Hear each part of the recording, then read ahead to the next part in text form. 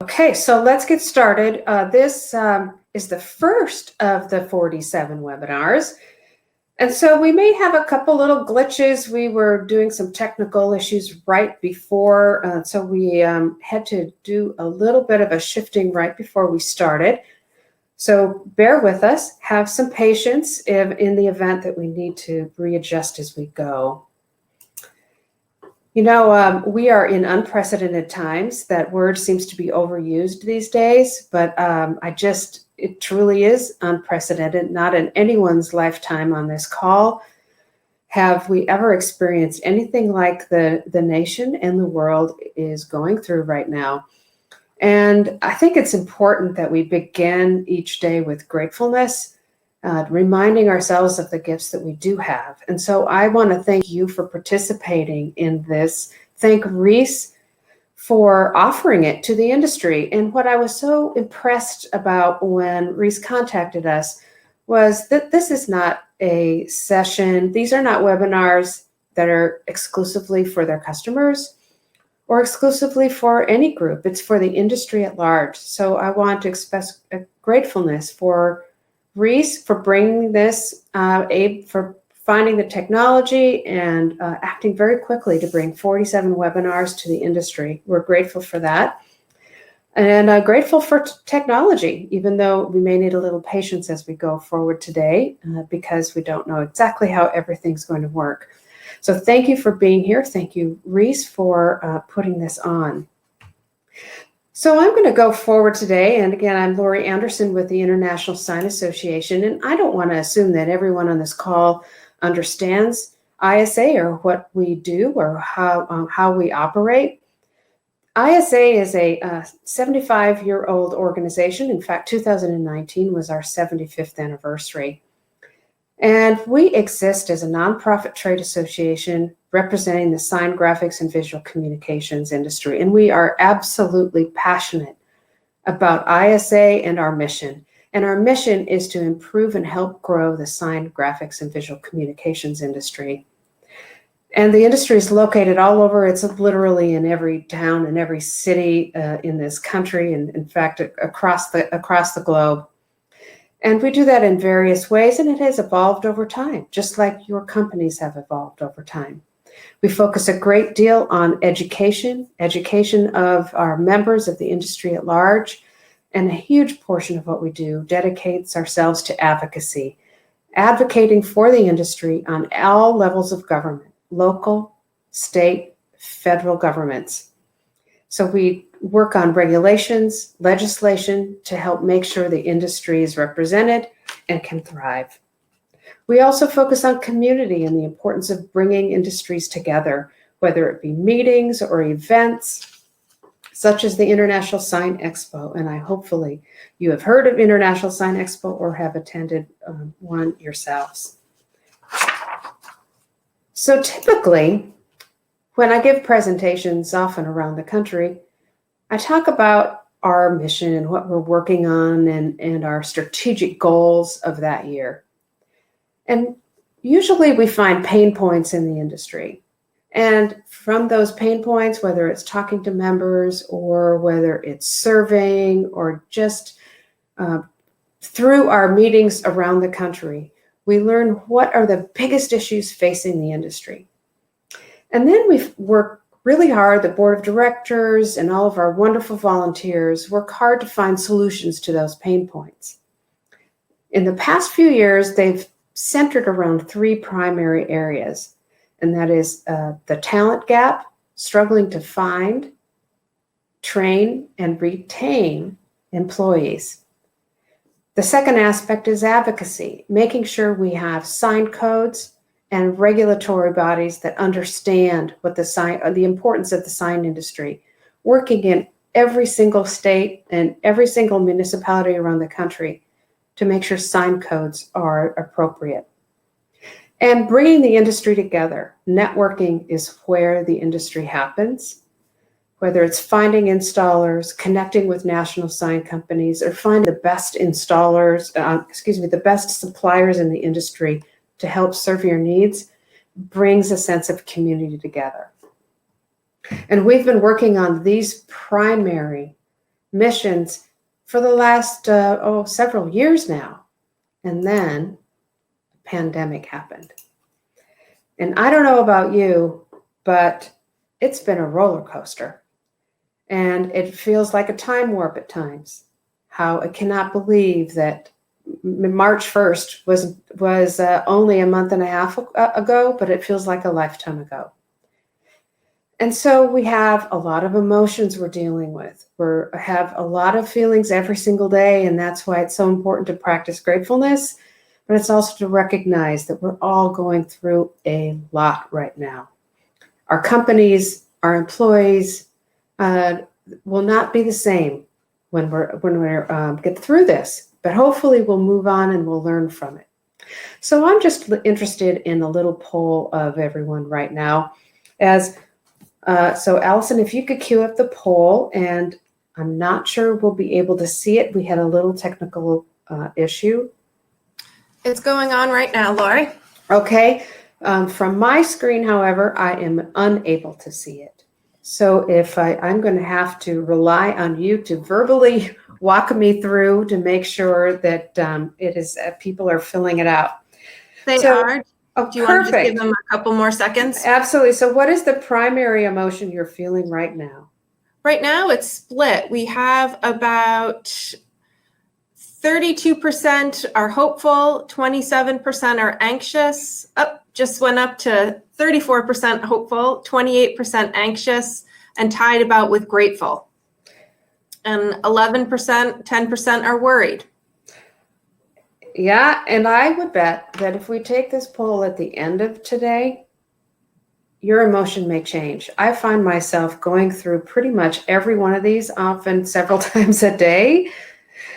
And so it's just to acknowledge that we're all going through a lot. Has there been any big shifts? Have we captured that? We have captured it.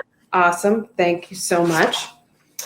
And so we are also surveying our members on a daily basis, not just members, by the way, we're surveying the entire industry on a daily basis. And during this webinar, I will outline how you all can participate in these daily surveys. But first, we're going to do a couple test runs here. Now, about 3 weeks ago, we started developing these webinars that we're doing every Tuesday on specific issues to dealing with the pandemic and the coronavirus crisis.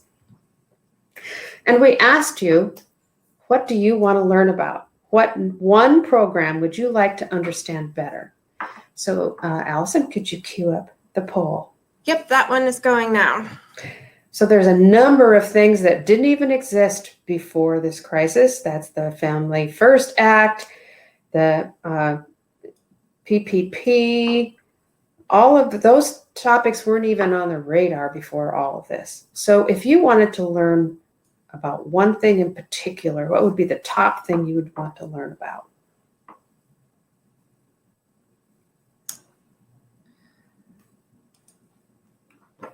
Leading everything right now, Lori, is reinstating operations with over 50%. Great. Okay, I think, yes, go ahead. Followed by health and safety. Awesome. Well, when we took a survey, I guess it was 3 weeks ago now, this is where we were. So as you can see, I would bet in a week. So we just learned that the Congress is may be coming to agreement on a new stimulus to help with more small business loans and the Paycheck Protection Program to infuse more money in there. So every day this is changing, and we've never seen such rapid changes of so many things and so many new things being put into the economy, into your worlds so quickly. So 3 weeks ago, this was the main thing. So reinstating operations 3 weeks ago was 11%. On the poll for this group, it's over 50, which I find is actually a positive thing, because now we're getting to understand what's going on in our worlds, whether it's the CARES Act, the Family First Act, the Paycheck Protection Program. That's starting to become the new normal, and now we know we need to learn how we can reinstate operations. So on to the next one. This was a couple weeks ago. We asked, what is your current operating status? So if you could cue up that poll, please. Yep, just going right now.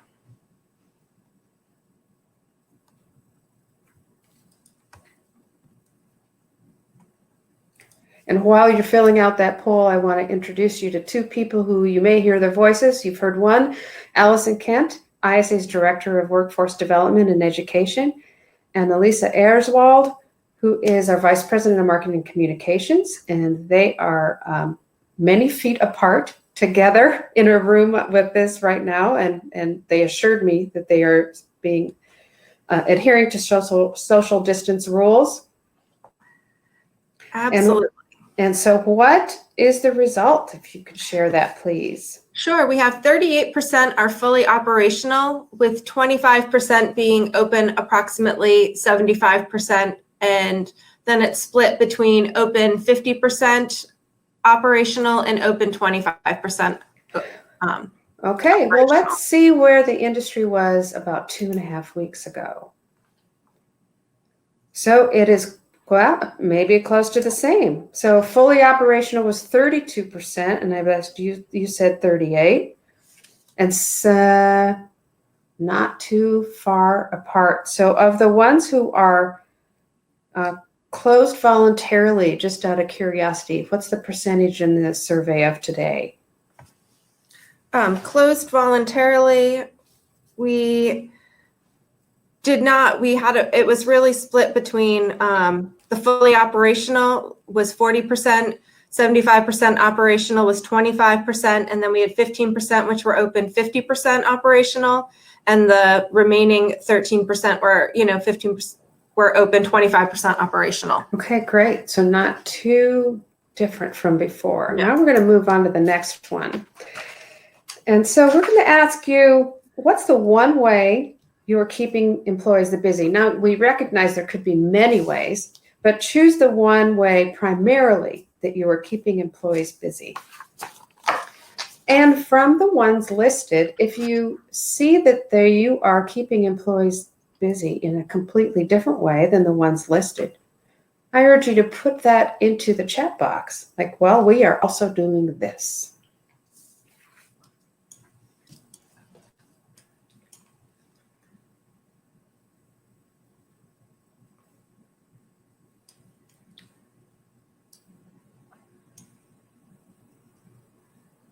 Well, about half say they're fully operational, so they're keeping their employees busy that way. And then for the rest, they're taking online trainings and classes, about 20%. Some are creating teams to think of ways to innovate their company and processes, about 17%. And that's about where it stands right now with the bulk of everything. Great. Well, when we took this about 2 weeks ago, the 35% were fully operational. So in this crowd from today, that's an uptick, so that's good. So has anyone put into, unfortunately, I'm unable to see the chat box from my screen. Has anyone added anything into the chat box as to different ways you're keeping employees busy? Yeah, Lori, we have Lane, they've converted their operations to making PPE equipment and making and installing sneeze guards for their clients. Great. So Lane, I'd love to follow up with you later. We are promoting on the ISA's web coronavirus focused website. We're calling it a good news section, some good news. And so we would love to get back with you and if you are willing to have your story put up on our site about companies who are converting to PPE, we'll get back in touch with you on that. Anything else, Alicia? Nope, that was it. Okay, great. Next poll. What is the primary way you are cultivating customers? I saw a story, a news report that said, how can you market yourselves? How can you market your business during a pandemic? And they had one word, don't. But marketing is also involved caring and cultivating customers and showing empathy. So what is the one way that primary way that you are cultivating customers right now?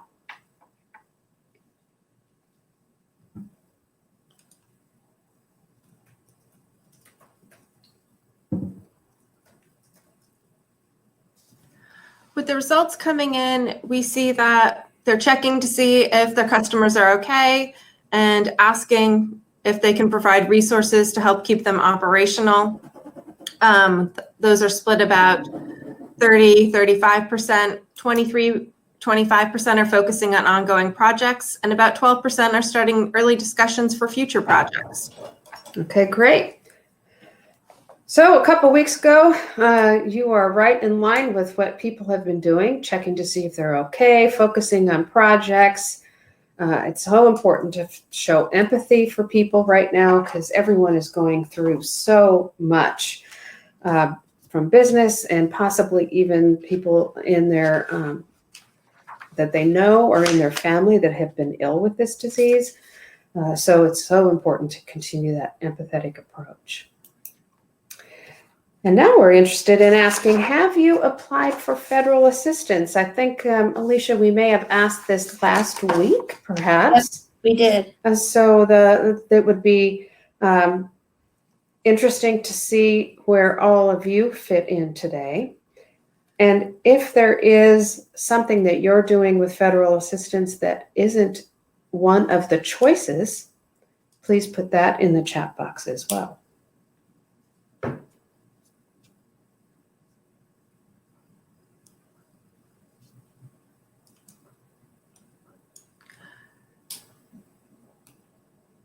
Almost 50% of people have completed the application but haven't heard anything back yet. As people are answering, it goes down a little bit, but it's close to 40%. 40% for what? Completed? Completed but haven't heard anything. Yes. How about the yes, I've received positive feedback from my lender but no funds yet? 20%. And have anyone already spent the money or received the money? Just jumped up to 19%. Wow. Okay. So if there is a choice that you feel that would have liked to have as a category, please put it in the chat box if we missed something.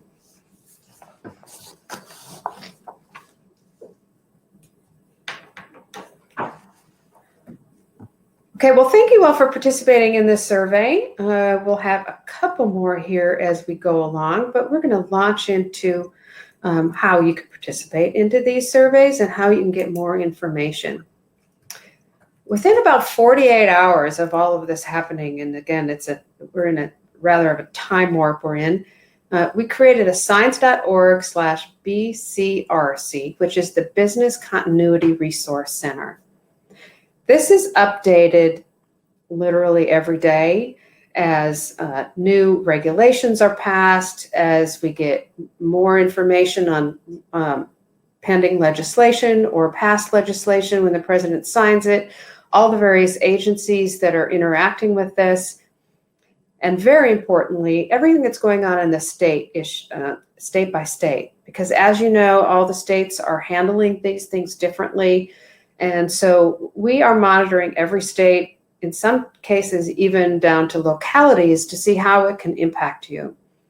So I urge you to bookmark this on your computer, refresh it, go to it often. Each section has unique information that is applicable to your business. Very importantly, I want to highlight this essential business designation. So many people have contacted us. We've been working tirelessly. The advocacy team is doing an amazing job of going through all 50 states to see how each state is approaching science as an essential business. We're going to get into that in just a little bit longer because there's some exciting new developments that just happened late on Friday with this. We have an important section on health, safety, and HR. Obviously, safety and health is paramount during this time. So any information that we can gather to help you run your companies more safely, we will put in there. And since many of you are fully operational and up and running, making sure that you do everything in your power to keep your employees safe and health is absolutely paramount. There's and the good news portion, that's some good news. Lane, when you hopefully will get back in touch with us about your work doing PPEs, we will put it on this section. So when you click on that, you'll see what some of your colleagues in the industry, suppliers, and sign companies alike are doing to help contribute to the overall health and well-being of communities in this crisis. We also prepare something daily. It comes out every day at 4 o'clock Eastern Time, and it is called the Daily Industry Digest. It has only about 3 important pieces of information that you need for that particular day.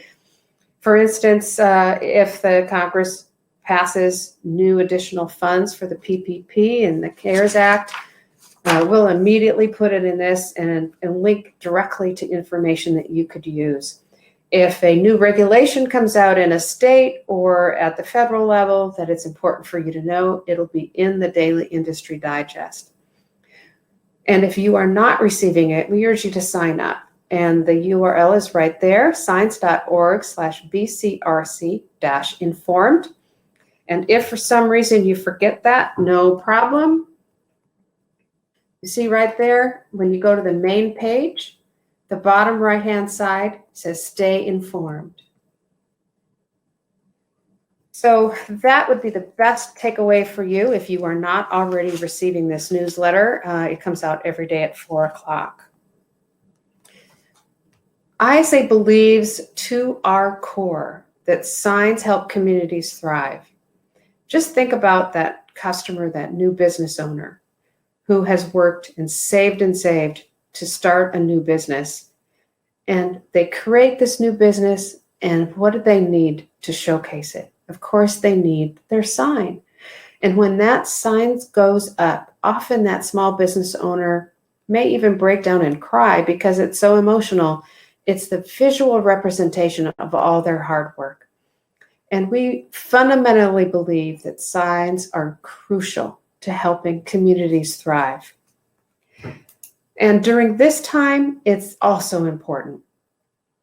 Hard-hit restaurants struggle to survive. Well, sign companies are now helping them add to their carry-out business by creating signs. Some of you are creating even free signs for restaurants in the neighborhood because you just care so much about your local restaurants. And sometimes you don't know if a sign is open or closed. Well, signs are important to do that. And the ingenuity of this industry continues to just be outstanding. Converting your manufacturing lines to making PPEs or other ways to help frontline healthcare workers. So signs are very important during this time. Other ways, of course, there are, as you help drivers navigate some of the hardest hit communities, finding public testing sites, and boosting morale. I see these, even the handmade signs just warm my heart when people are applauding and thanking healthcare workers. And you think about how much we are thankful for our grocery store clerks. Probably everyone on this call has someone they know. It's either in the healthcare field, first responders.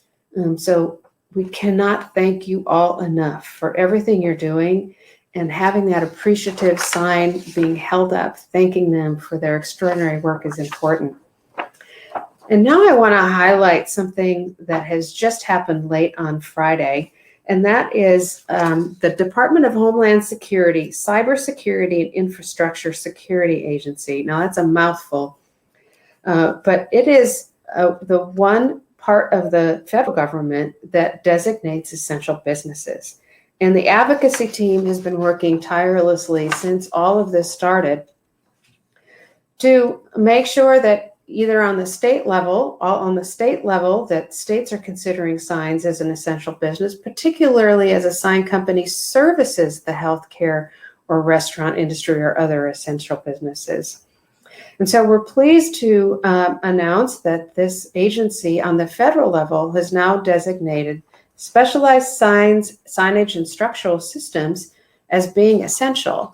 And Alicia, could you please tell a little bit more about what sign companies need to know to make sure that they are operating safely and doing the right things to be servicing essential businesses? Sure, I'm happy to, Lori.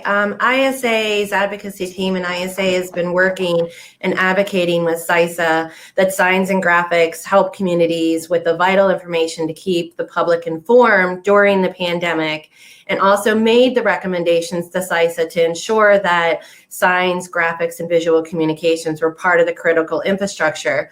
But a key part of that is that sign companies and graphic companies are doing some things that they need to be doing, including confirming that they have vigorous safety and health programs in place to protect employees in the workplace.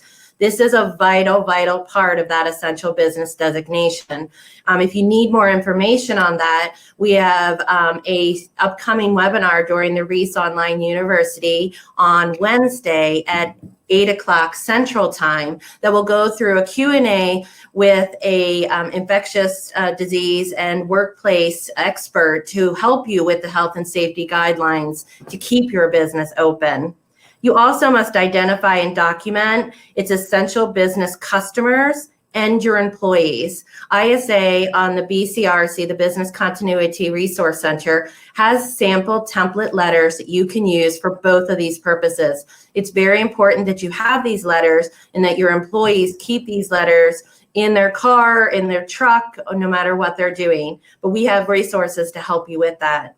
And then installers and servicers of signs will need to rely on the language in the CISA for the construction or electricians. It's very important that if you have sign or graphics companies doing installations, there are very specific guidelines in the CISA that you need to be following, as well as other health and safety guidelines. Again, the BCRC has all of that information. If not, ISA's advocacy team is here to help you.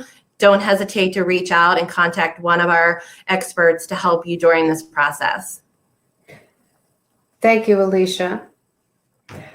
So now we've talked about the pandemic, we've talked about everything that we're doing and we'd love to hear from you. If you believe there's new information that we need to know, or that there's information you'd like to learn about, please contact ISA. It's a very simple, you could send it to info@signs.org. Any question you have or any suggestions you have would be very much welcome. So now let's move on. Let's just acknowledge for a second what we're missing right now. You know, I'm a hugger, and I really missed going to Orlando in April, what was supposed to be the ISA Sign Expo, and walking the show floor and hugging so many people. But just acknowledgement of what we're missing. We're missing the hugging. Your children may be not being able to play on their sports teams. Some of you may have graduating seniors that are missing their graduation. And I have a baseball game in there because I certainly miss baseball. I just love my Washington Nationals, and I miss going this spring for sure, as well as any kind of sports games. We certainly miss it. And recovery is going to happen, and ISA will be right there with you. So let's acknowledge what we're missing and know that all things pass, and we are going to get through this. And I know one thing, what we cannot wait for, and I cannot wait for the future. So let's talk about what that could look like. So we have at ISA an online learning center. Now remember I talked about those pain points? Those pain points of talent gap, advocacy, and necessary to find community are going to continue to exist. They may be a little different. They may feel a little different for a little while, but they're still going to exist once we get through that. So I'd like to highlight some important features that we're doing at ISA to help those pain points now, even during the pandemic, and well into the future. We have online learning courses and 74 online learning courses.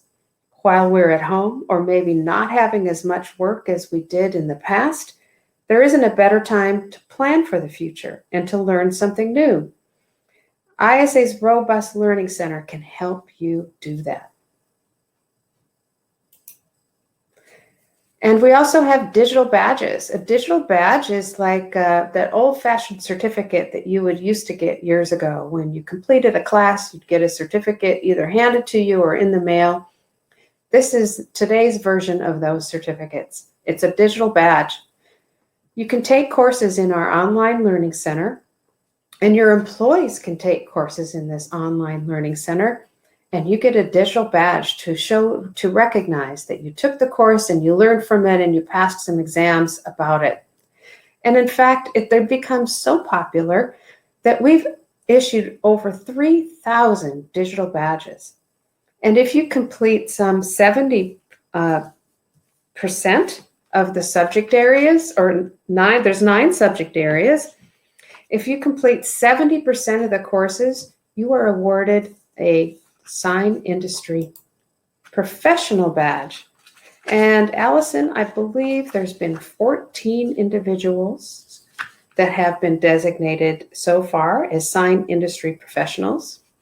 We had 14 in 2019, but since the program started in the fall of 2018, we've actually had 16 people earn the Sign Industry Professional Badge. And that is not that's not easy to do. I mean, you have to take 70% of the courses. So it's a lot of work. It shows a lot of dedication. And I know some sign companies are using this as recognition for their employees and as incentives for their employees to learn something new. And I've also heard from sign industry veterans that have been around a long time, 30 plus years, have taken these courses and say that they were pleasantly surprised that they're learning something new. And so what a great time right now to introduce digital badging into your company. And we have packages that are extraordinarily affordable for any size of company. And so I urge you to look at that. In fact, here's a list of a number of the categories of our online courses. I'd like to highlight that there are a number of courses in our sign installer category that is now in Spanish. Allison, is there anything here you'd like to highlight?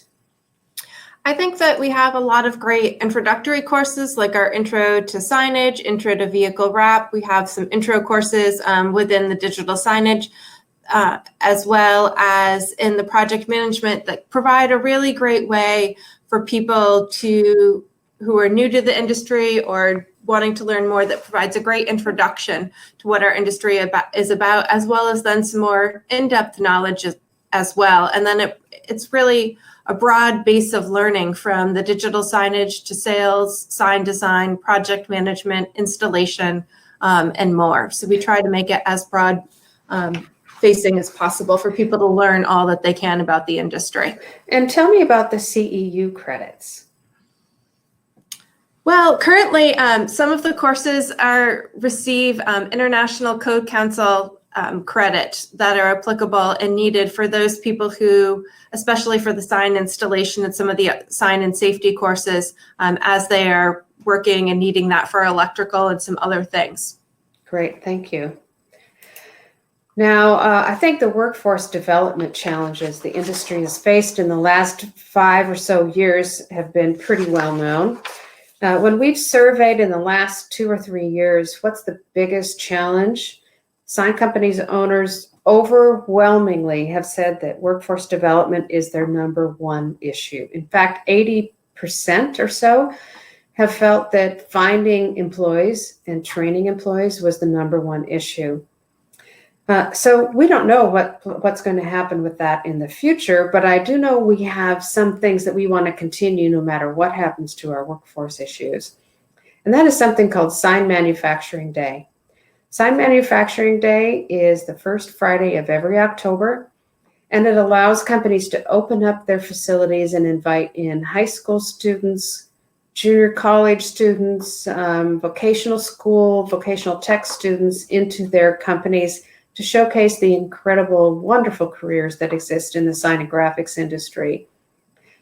In 2019, more than 3,000 students toured companies all over the country. And this included suppliers and distributors and sign companies alike. And we urge you to think about doing Sign Manufacturing Day in October this year to participate by showcasing the incredible shop floor that you all have.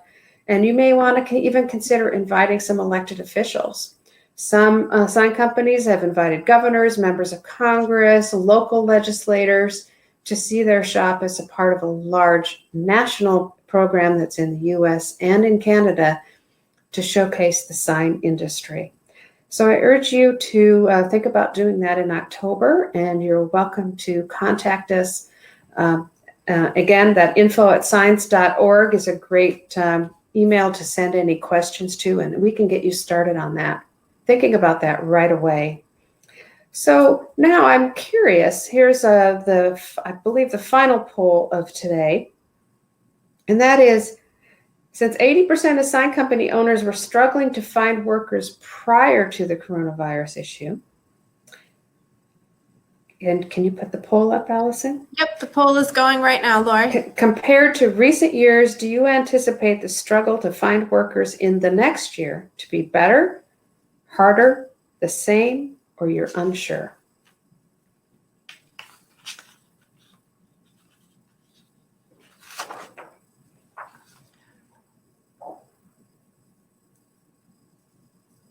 And as they're going through, about 53% expect it to be the same, with 25% saying they expect it to be harder, though this is shifting as people are answering. And 17% are unsure, with 11% saying that they believe it'll be better. Yeah, we think this is going to be really interesting to see what happens with our overall workforce challenges overall in the country, not just for the sign industry, with the enormous amount of layoffs, and then how we all ease back into when the coronavirus has passed. So we'll be continuing to watch this since some of you believe it's going to be the same or even harder to find new employees. So participating in our workforce development activities such as Sign Manufacturing Day, we have a number of ways that we can help you go attract new employees into your companies. So we'd love to work with you on this as we learn better to see what the coronavirus will do to our future workforce development issues. It's also a great time right now to learn something you may not have learned before. And so we have, over the past year, released these future-related studies. One is on extended reality, expanding the definition of sign interaction in 5G. One is a report on nanomaterials, the giant changes that come from the tiniest of materials. Another one is strategic insights of 5G and sign technology. And so this is the future. And since now you may have a little bit more time on your hands, or it may be inspired to learn something that you hadn't learned before and think about what's going to happen maybe in 2021, 2, 3, 4, 5 down the road. And so we'd like to offer everyone on the call today one of these free reports.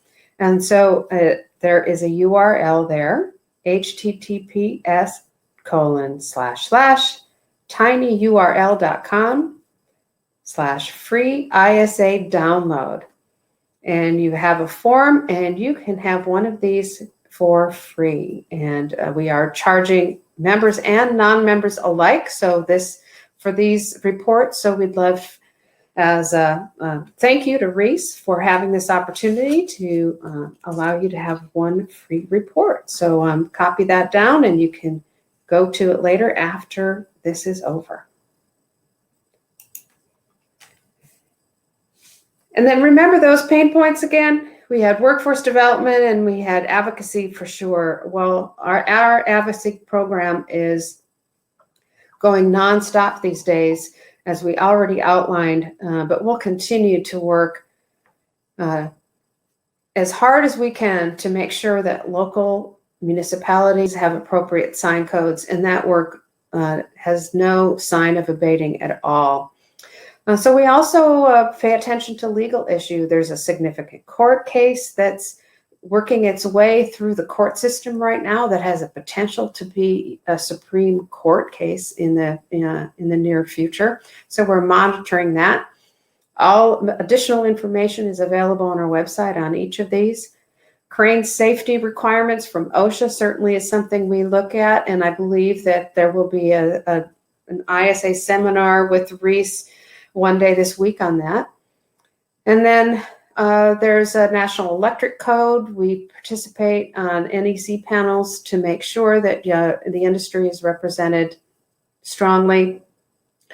We are in every city all over the country making progress. We've had huge success in Chicago. We conduct training sessions for planners. Over 800 planners from nearly 700 cities were trained through ISA and the Sign Research Foundation last year. So we've had some incredible progress in advocacy. And where might we actually be? And hopefully these arrows are showing up on your screen. Allison, are they? Yes, they are, Lori. Okay, great. So you will see here a visualization of every place in the country that we've either trained planners or we've had significant work done on sign codes. So you can see that we are active all over the country. And if you have a sign code issue that you would like assistance on, please contact us. info@signs.org. Send us an email, give us a call, and we'd love to help you. And ISA is definitely your advocate. This is just one example. You saw all those arrows on the other page of where we've worked on sign code issues. This is one that took years and years in coming. Just one in Mesa, Arizona alone. Just this one increased allowable sign size, allowed neon, used ISA's brightness guidelines, and it reduced EMC hold times from 1 hour to 8 seconds.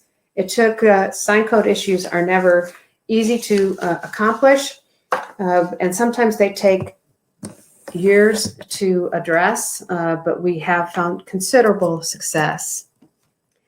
And very importantly, if some of you are not members of ISA, we urge you to get involved and become involved by being a member. And you can join your local affiliates. And we're proud of our affiliation with all of these great local sign companies, sign associations around the country. And when a local custom sign company joins a local affiliate, you're automatically a member of ISA.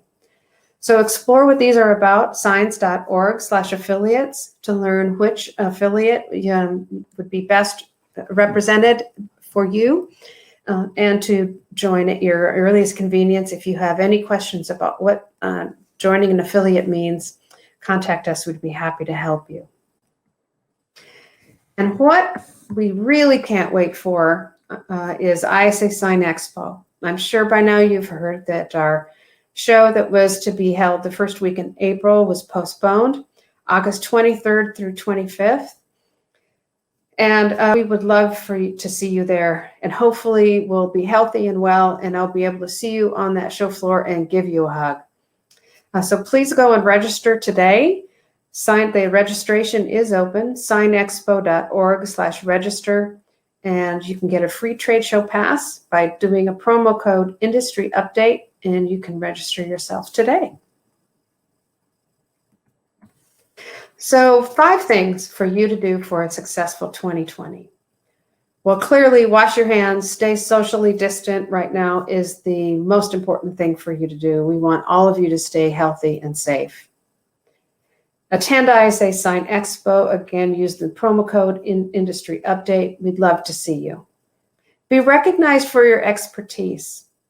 Become a sign industry professional, or encourage your employees to take some courses to get their digital badge. I love it when I see LinkedIn posts about sign employees bragging about their digital badges. And I think that goes a long way to reinforcing their love of the industry. Open your doors for Sign Manufacturing Day, October 2nd of 2020.